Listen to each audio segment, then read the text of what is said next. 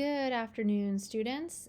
Today we are going to talk about building a better argument. So how can we create arguments that are strong, that are airtight, that are logical, and don't violate the rules of logic, and use that to persuade our audience. So there are a couple of key terms I want us to be familiar with before we go on. The first one is argument. So a lot of times we might think of an argument as a fight that you have with your friend or with your parents. But when we talk about arguments in school, we mean a conclusion together with the premises that support it. So it's a logical, persuasive piece that persuades someone that you're right.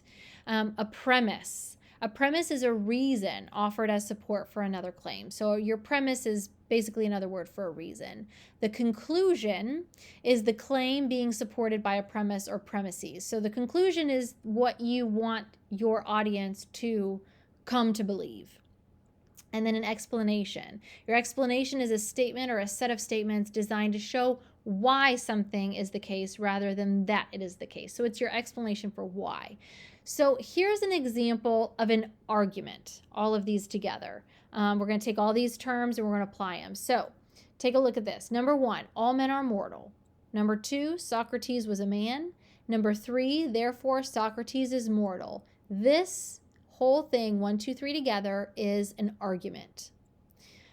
It's your conclusion and then your premises. So number 1 and number 2 are premises. These are reasons that they're offered in support for your claim. So all men are mortal is a premise. Socrates was a man. That's another premise. Your conclusion is therefore Socrates is mortal. So this is a logical argument.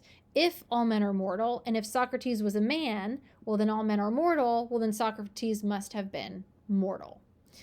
So that's an argument. And so this is a very simplistic way of looking at it, but ultimately when you write your essays, this is the kind of logic, tight logic that you want to have as you're trying to persuade your audience to agree with you. You want to make sure that your logic works just as well. So here are some tips for picking out premises and conclusions. So you can look at the text for clues like these. So these are premise indicators.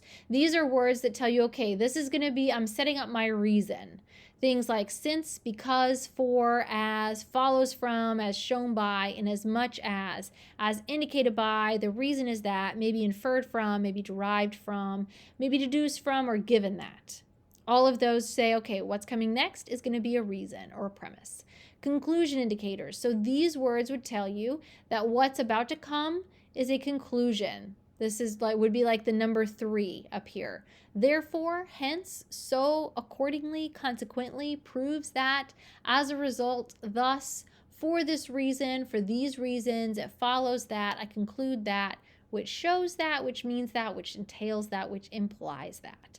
So they tell you that that's going to be your conclusion. So you can also try acting like a 3-year-old. So if you want to really find out, does this argument make sense, read a sentence and ask, why should I believe that? Look at the rest of the passage and see if you can find anything that looks like an answer to the why question.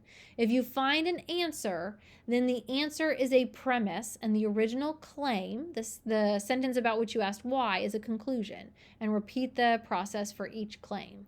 So if we go back up and try that with this, you could say, well, therefore Socrates is mortal. Well, why should I believe that Socrates is mortal? Well, because he was a man. Well, so what? Well, because all men are mortal. We've got our reasons and our conclusion. So in a nutshell, that's what I'm looking for when I talk about a logical argument.